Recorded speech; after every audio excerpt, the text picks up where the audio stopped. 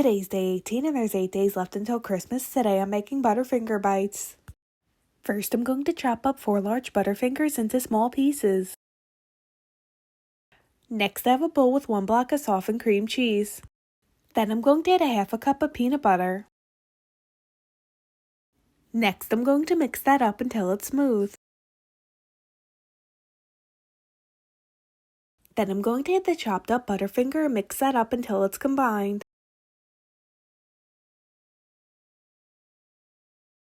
Now I have a lined cookie sheet. I'm going to scoop out the Butterfinger Bites and then put this in the fridge for 2 hours.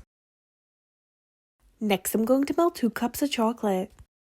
Now I have my station ready, so I'm going to take a Butterfinger bite and dip it in the chocolate and then put it back on the parchment paper and then sprinkle some nonpareils on top. Then I'm just going to repeat the process with the rest of the Butterfinger Bites. Here's an up close look at the Butterfinger Bites.